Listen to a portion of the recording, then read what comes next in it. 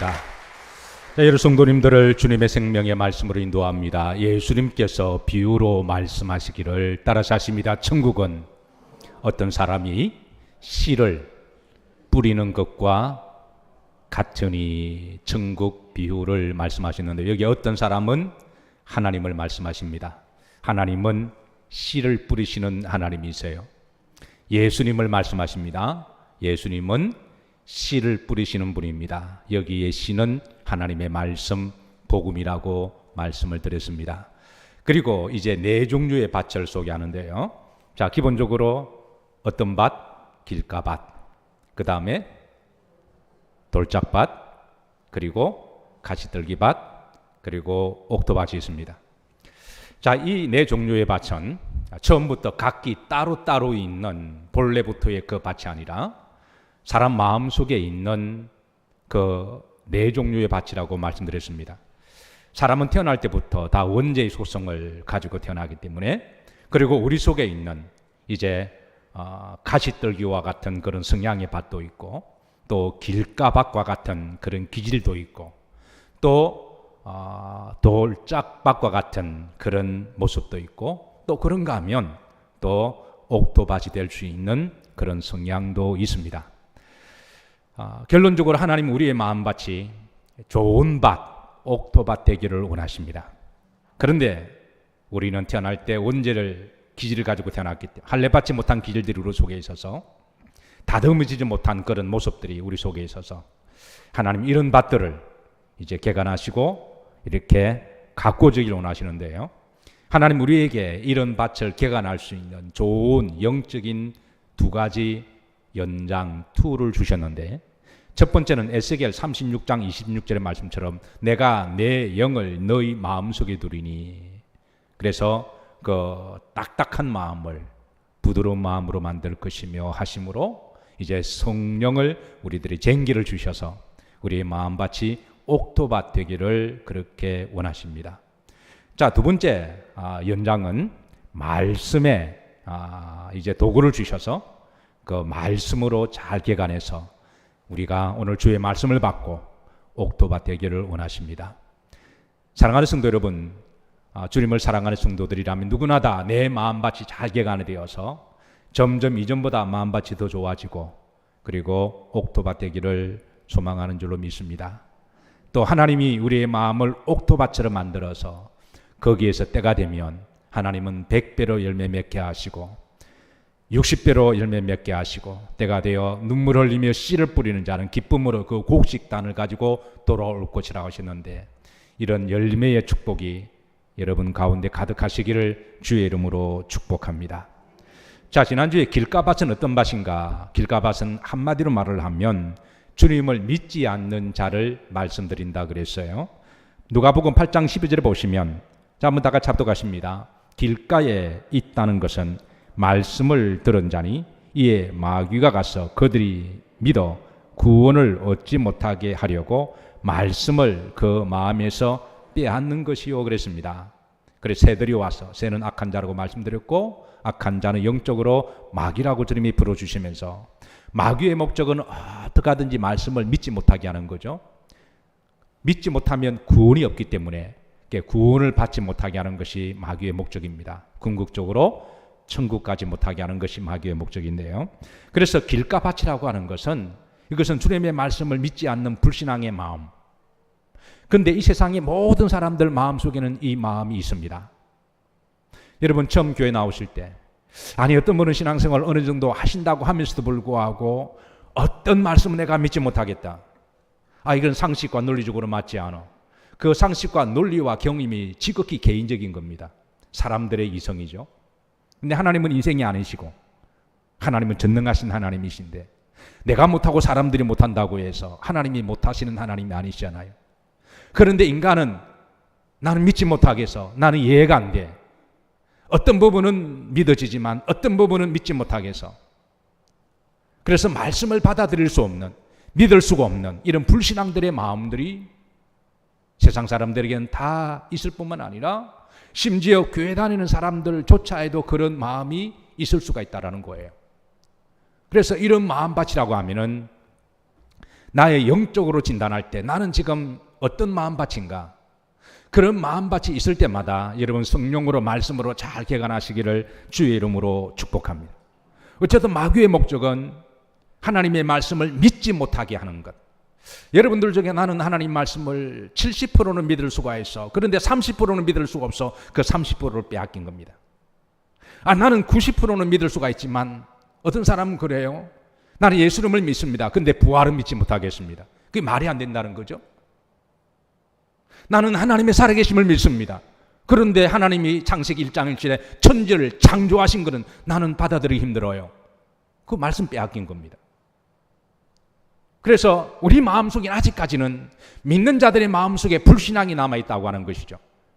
그래서 혹시라도 여러분 이런 부분들이 있으면 말씀을 빼앗기지 마시기를 주의 이름으로 축복합니다.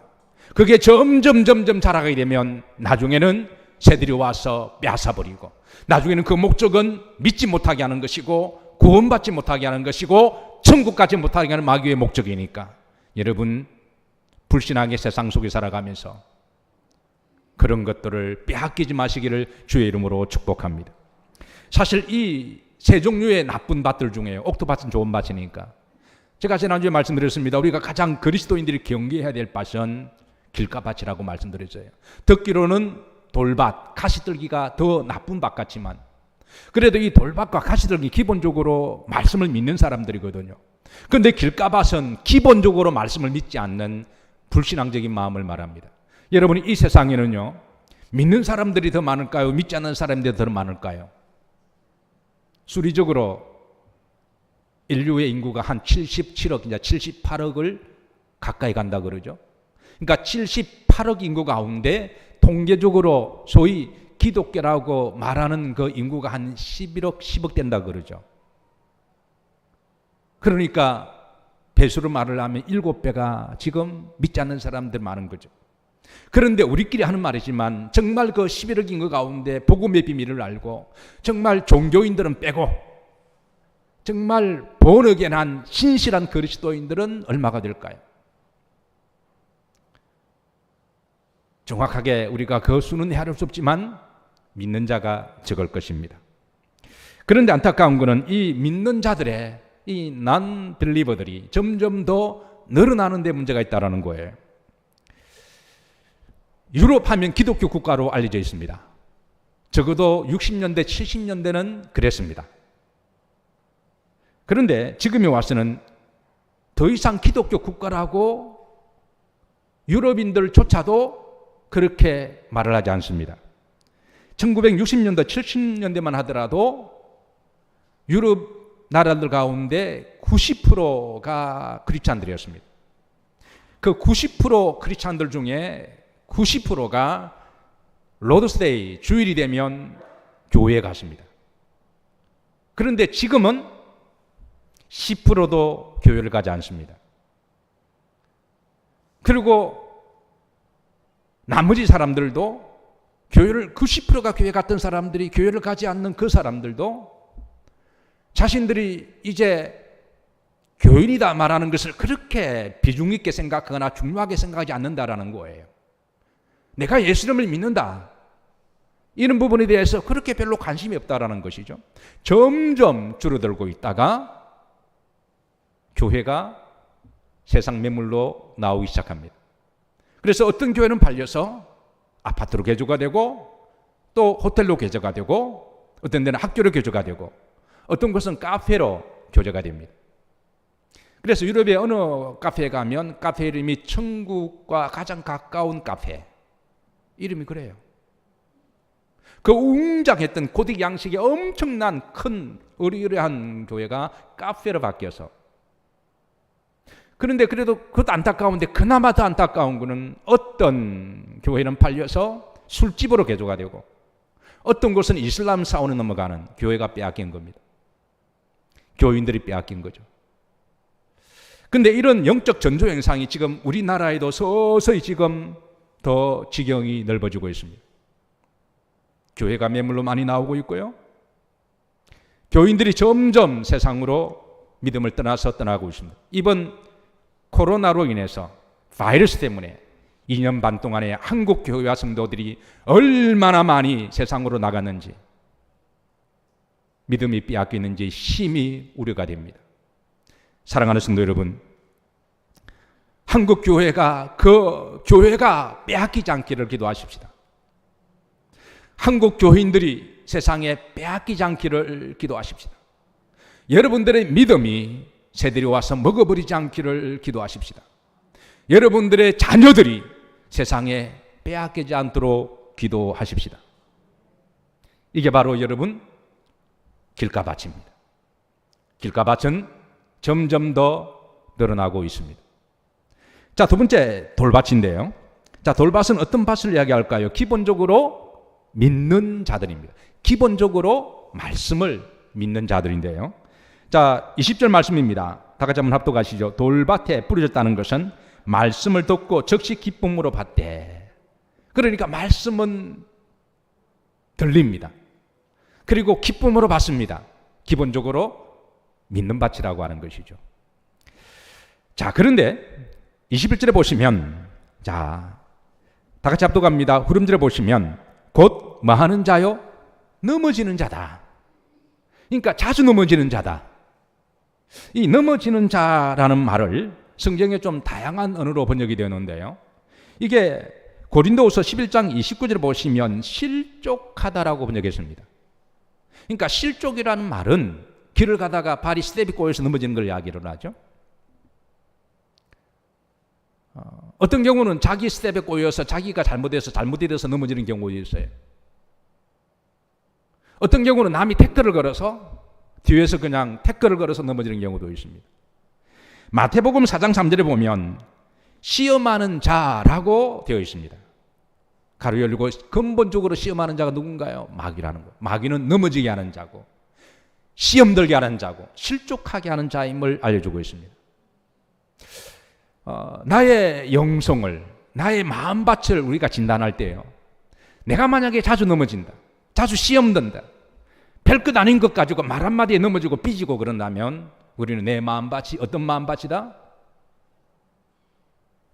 돌밭이라고 영적으로 진단할 수가 있다는 거예요.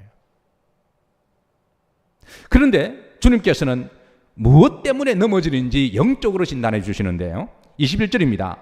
곧 넘어지는 자요. 요 앞에는 보면 무엇이나 환난이나 박해가 일어날 때, 그러니까 환난이나 박해, 고난이나 시험이 왔을 때 그때 넘어지는 자, 이게 돌밭의 성향이 강한 사람들이라는 것이죠. 우리 기독교 역사를 보면, 2000년의 기독교 역사를 보면 수많은 환난이 있었고 박해가 있었습니다. 고난이 있었습니다. 그 고난과 환난과 박해 때문으로 인해서 교회가 불태움을 당하고 믿는 자들이 사로잡혀가고 수많은 사람들 어려움을 당했습니다. 그럴 때에 얼마나 많은 교인들이 교회를 떠났나요? 물론 저들이 교회를 떠났을 때에 주님 아시죠? 이 환난의 기간이 잠깐 지나가면 제가 다시 돌아올게요. 그런데 그렇게 해서 돌아온 사람이 얼마나 많이 될까요? 한 번 떠나면 여러분 돌아오기가 결코 만만치 않습니다. 어떤 사람들은 고난 때문에 시험 들어서, 그래서 우리가 우리의 영성 상태를 점검할 때 내가 자주 넘어지고 자주 시험 들고 자주 섭섭이가 찾아오고 그러면 사실 영적으로 한번 진단해 볼 수가 있다는 것이죠. 자, 그런데 주님은 근본적인 이유를 좀 더 깊이 들어가십니다. 겉으로는 환난과 핍박과 누가 나를 고난을 주어서 시험을 줬다 그러지만, 근데 이제 근본적으로 한 스텝을 우리가 인사이드로 들어가게 되면 그게 21절입니다. 그 속에 뭐가 없어? 영적인 뿌리가 없다라는 거예요. 해가 돋아서 그 뿌리를 태웠다 그랬습니다. 해는 고난을 상징하는 거죠. 잠시 견디다가, 그러니까 우리가 어려움이 왔을 때 잠시는 견딥니다. 그런데 끝까지 인내하는 자가 구원을 얻을 것이라 계시록의 말씀에 있죠. 충성도 끝까지 충성하라고 강조를 하고 있습니다. 그러니까 어려움과 환난이 말 누구나 다 잠시 정도는 견뎌요. 그런데 곧 넘어지게 되면,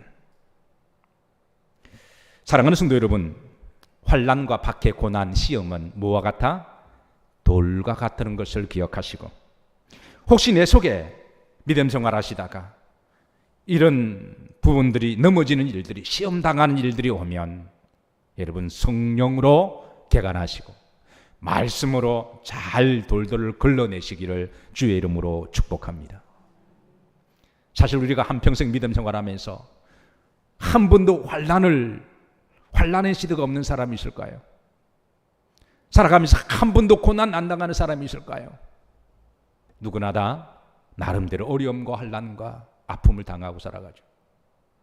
그런데 어떤 사람은 그런 환난과 고난을 당하면 밖으로 세계는 넓고 갈 곳은 많다 그러면서 밖으로 가라지처럼 나가는 사람이 있는가 하면, 그러나 비온 뒤에 땅이 굳는다고 걸을수록 더욱더 하나님 앞에 겸손하고 자신을 돌아보고 하나님의 뜻이 있음을 믿고 또 영적으로 성장하고 믿음이 단단해져 가는 것을 바라보게 됩니다. 그래서 주님은 그 다음에 천국 비유를 알곡과 가라지 비유를 하시는데요. 이거는 이제 그 다음번의 말씀을 좀 그때 가서 보도록 하는데요. 어쨌든 우리가 환난과 핍박과 고난이 없을 수는 없습니다. 이런 것이 왔을 때 주님께서 우리에게 어떻게 이것을 이겨나가야 할 영적 로드맵을 마태복음 5장 10절 이하에 이미 사실은 말씀을 주셔서, 이를 위하여 핍박을 받는 자가 뭐가 있나니? 복이 있나니. 여기 의가 누구냐면, 너희들이 나 때문에 어려움을 당하는 사람이 있다면 기뻐하고 즐거워하라. 하늘에서 뭐가 크다? 너의 상이 크다라는 거예요. 여러분 혹시 예수님을 잘 믿기 위해서 어려움을 당한 적이 있으시나요? 믿지 않는 자들에게 왕따를 당한 적이 있나요? 같이 회식 자리에 술을 마시는데 안 먹다 그랬다가 왕따 당한 적이 있나요? 그런 자는 복이 있는 줄로 믿으시길 바랍니다. 어느 분이 복음을 전하시는데 정말 그분이 성품도 좋고 인자하게 부드럽게 온유하게 지혜롭게 잘 지냈는데 그 사람이 신고를 했습니다. 종교적인 목적으로 자기를 전한다고. 그 사람 직장에서 잘려버렸어요. 그러면 그 사람이 이제 그 다음부터 누구를 만나더라도 그것 때문에 예수님 옛자도 꺼내지 말고 복음을 전하지 말아야 할까요? 오히려 기뻐하고 즐거워하라. 때는 예수님을 믿기 때문에, 예수님 때문에 우리가 좀 손해를 보면 그게 그렇게 억울한 일일까요? 그게 그렇게 손해보는 일일까요? 오히려 내가 뜨겁게 사랑하는 사람으로 말미암아 내가 고난을 당한다면 주님이 나 때문에 고난당하는 것을 기꺼이 십자가 지셨듯이 내가 예수님 때문에 좀 어려움을 당하고 예수님 때문에 내가 손해를 보고 예수님 때문에 헌신하는 것, 그게 기쁨이 될 수 없을까요?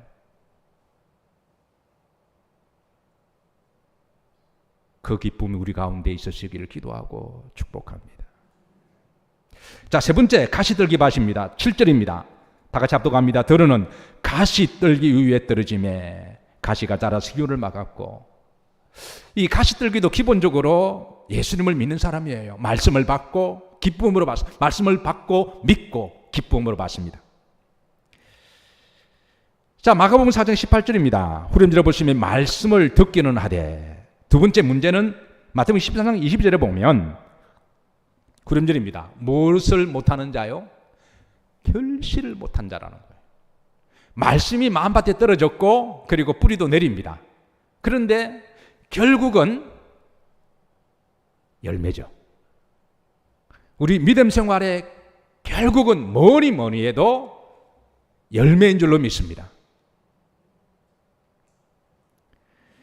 마태복음 14장 20절에 보면, 근데 그 앞에 보시면 왜 열매를 못하느냐 그 이유를 말씀하십니다. 그 앞에 보시면 세상의 무엇과 염려, 세상의 염려, 첫 번째 염려. 어떤 염려? 세상의 염려.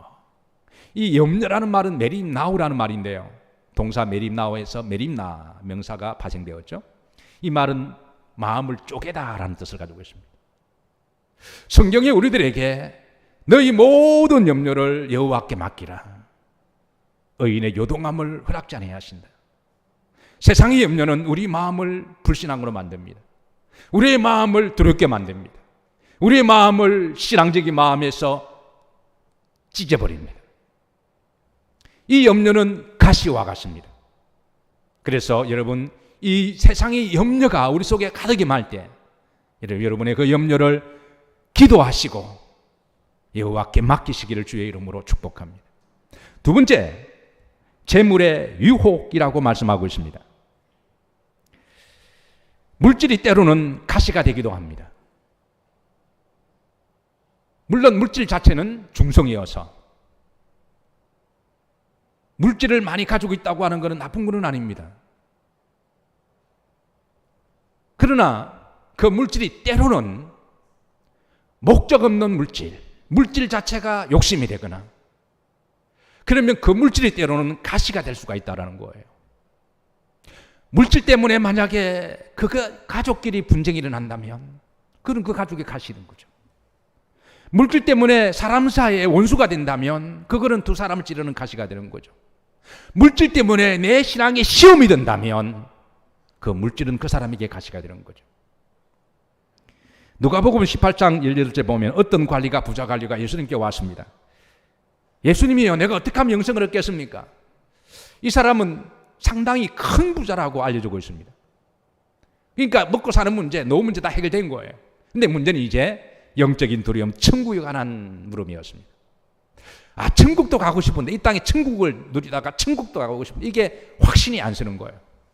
그래서 예수님께 와서 내가 어떻게 하면 영생, 천국 가겠습니까? 이때 주님께서 말씀하셨습니다.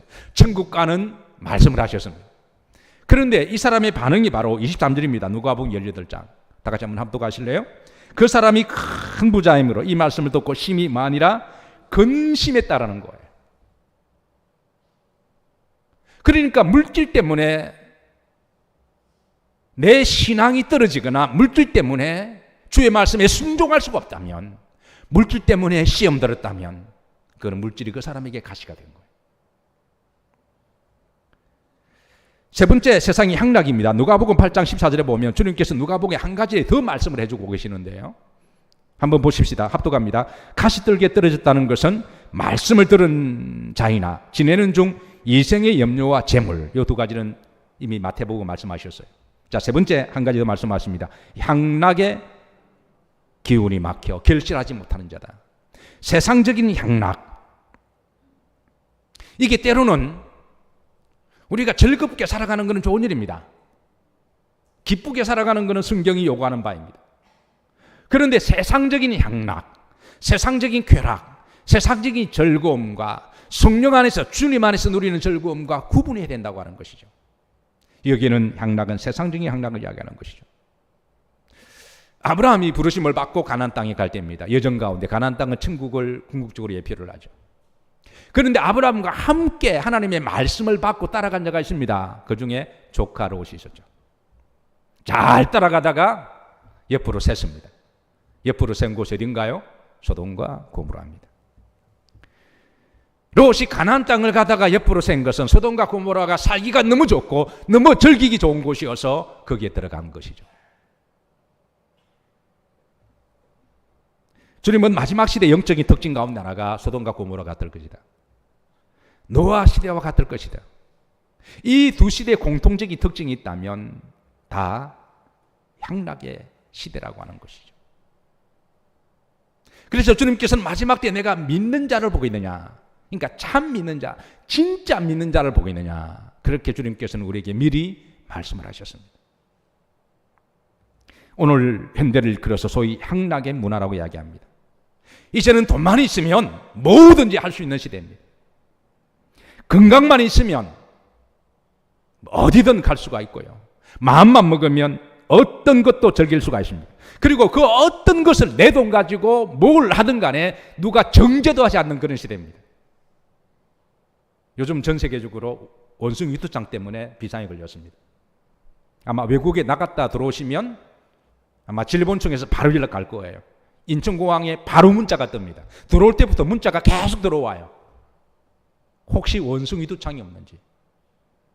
우리나라도 지금 들어왔다 그러죠. 전 세계가 지금 난립니다. 그런데 원숭이 두창이 끔찍한 바이러스의 질병이라고 말을 하면서도 이 병에 대해서 원인에 대해서 말하는 걸 극도로 조심합니다.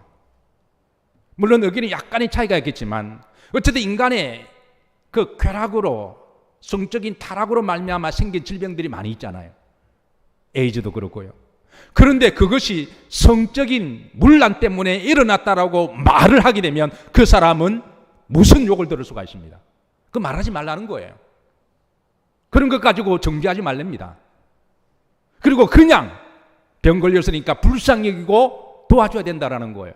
물론 아파하는 분들 불쌍히 여기고 어떻게든 치유하는 것은 우리가 인본주의적인 차원에서 휴머니즘 차원에서 해야 되는 거죠. 그러나 우리가 정확하게 앞으로 그런 일이 안 생기려면 영적인 진단도 필요하잖아요. 근데 그거 말하지 말래요.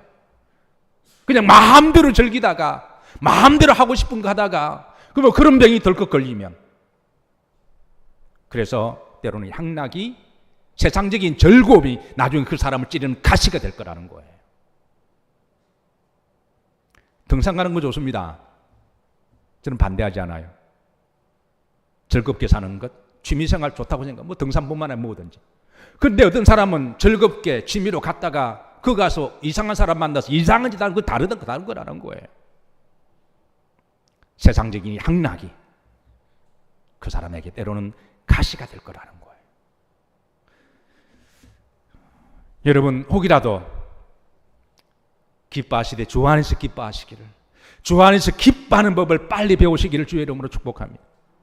혹이라도 세상의 향락이, 그 즐거움 때문에 내가 교회 올 수가 없고 산과 들로 돌아다니고, 그 즐거움이 교회의 기쁨보다 더 크다면 우리는 다시 한번 우리를 진단해 봐야 돼요.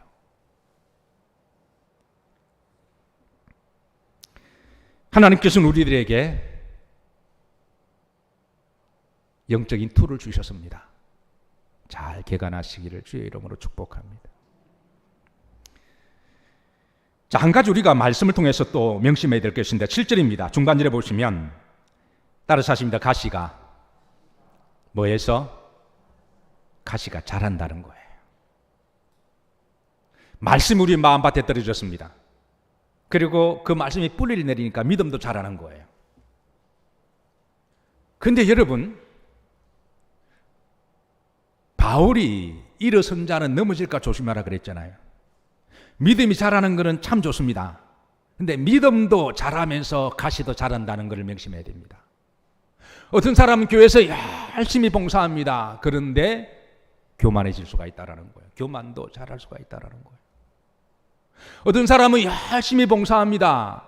그런데 내가 자기도 잘한다라는 거예요. 성도 간의 교제는 참으로 좋습니다. 그런데 어떤 사람은 예수님 없는 우리끼리의 교제가 될 수가 있다라는 거예요. 가시도 자랍니다. 이 가시를 빼지 않으면, 염려의 가시를 빼지 않으면 그 염려는 계속 자랄 거예요. 재물에 대한 욕심을, 재물에 대한 분명한 신학과 철학과 신앙을 세우지 않으면 그 재물에 대한 가시도 점점 자랄 것입니다. 세상의 향락, 교회에 있으면서도 이미 마음은 세상에 가 있고, 그러면 그 세상의 즐거움도 점점 자랄 것입니다. 여러분 성령의 금으로 잘 개간하시기를 주의 이름으로 축복합니다. 자, 마지막 옥토밭입니다. 우리가 그토록 바라고 원하는 밭, 주님이 원하시는 밭. 그게 이제 8절입니다. 다 같이 합독합니다. 들어는 좋은 땅이 들으시매 어떤 것은 100배, 어떤 것은 60배, 어떤 것은 30배 결실을 하였느니라. 자, 이 좋은 밭, 옥토밭은 어떤 밭인가? 23절에 보시면 말씀을 듣고 깨닫는 자다. 그러니까 돌밭도 말씀을 듣고 가시밭도 말씀을 듣습니다. 근데 옥토밭도 말씀을 들어요. 이런 점은 다 공통분모입니다. 그런데 깨닫는 자다, 이 말은 순이 에이스라는 말인데요. 이 말은 두 단어 합성 단어입니다. 순, 함께라는, together이라는 말은 순, 함께, with라는 말인데요. 에이스라는 말은 살다라는 말입니다. 그러니까 주님의 말씀을 듣고 단지 지식적인 동의로 언더스탠딩 하는 게 아니라 주의 말씀을 듣고 함께 말씀과 살아가는 걸 이야기하죠. 만약 저보고 성경을 번역해라 그랬다면 저는 말씀을 듣고 순종하는 자, 행하는 자라고 번역했을 거예요. 사랑하는 성도 여러분, 하나님은 우리가 말씀을 들었을 때 그 말씀을 듣고 그냥 이해하고 오늘 어떤 지식을 배웠다. 정보가 아니라 인포메이션이 아니라 그 말씀대로 살기를 원하십니다. 그 말씀대로 살다 보면 여러분 옥토바 됩니다. 순종하다 보면 옥토바 됩니다.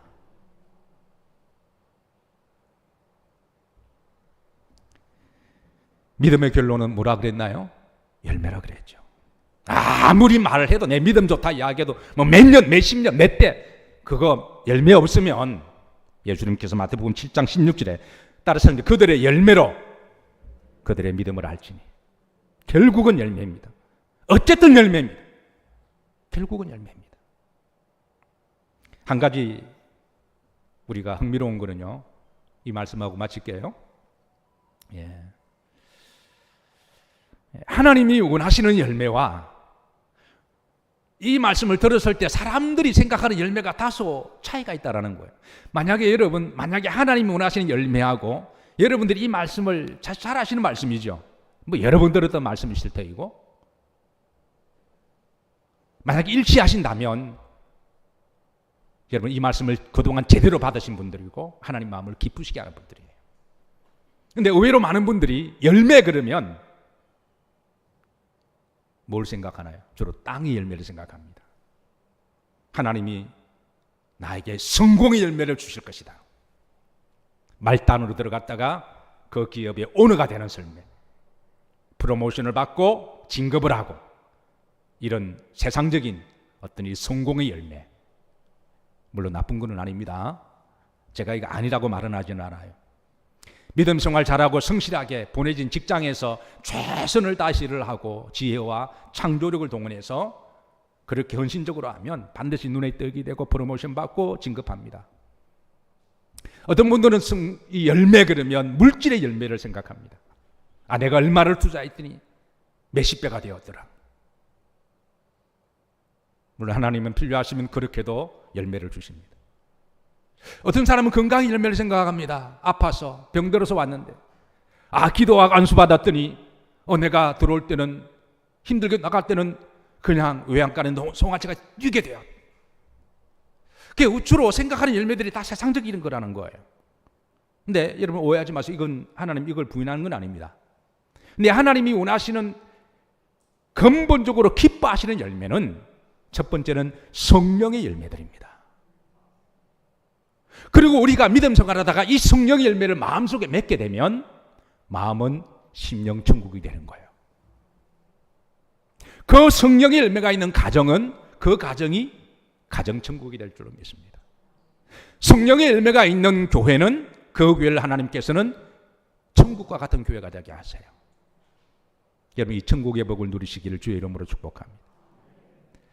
두 번째로 하나님이 원하시는 열매는 구원의 열매입니다. 한 영혼을 천하보다 귀해 보시는 하나님께서 구원의 씨가 우리 속에 떨어졌습니다. 나 한 사람 예수 믿었습니다. 성경은 주 예수를 믿어라 그리하면 너와 내 집이 구원 얻을 것이다. 그 한 사람으로 말미암아 어떤 사람은 30명의 열매가 생기고 어떤 사람은 60명의 구원의 열매가 맺히고 어떤 경우는 100명의 영혼의 결실이 있습니다. 여러분들은 어떠하시나요? 그동안 신앙생활을 하면서 몇 명의 구원의 열매를 하나님께 올려드렸나요? 마지막 열매는 오늘 이 비유는 글자 그대로 천국 비유입니다. 궁극적인 목적은 천국입니다.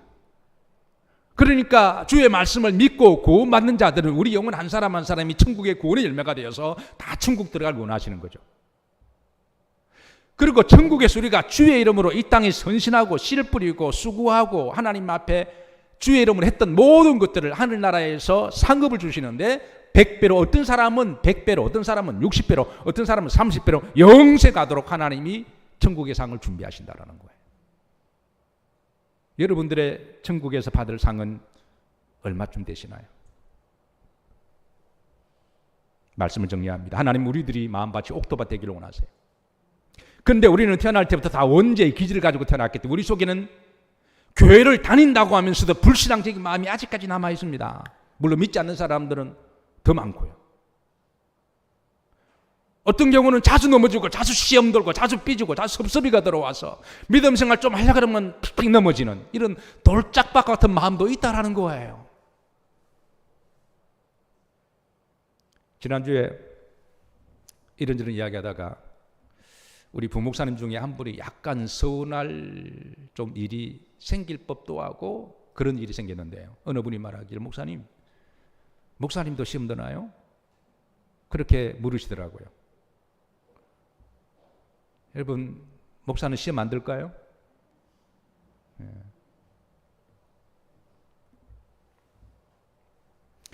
우리는 다 연약한 사람이어서 그래서 이런 섭섭이가 들어올 때 그때마다 우리가 말씀과 성령으로 개간해야 됩니다. 우리 속에 가시도 있어요. 이거 빼지 않으면 자랍니다. 빼지 않으면 자라요. 계속 찌를 겁니다. 그와 비슷한 환경, 그와 비슷한 말, 그와 비슷한 사건이 나면 여지없이 자기를 또 찌를 거예요. 빼야 됩니다. 이런 것들을 개간할 때 하나님 말씀을 듣고 힘들지만 순종하다 보면 옥토밭으로 만들어 가시고 옥토밭에 뿌려진 그 하나님의 놀라운 복음의 씨앗들이 그 열매들이 가득히 마셔서 여러분의 축복이 되시기를 주의 이름으로 축원합니다. 우리 다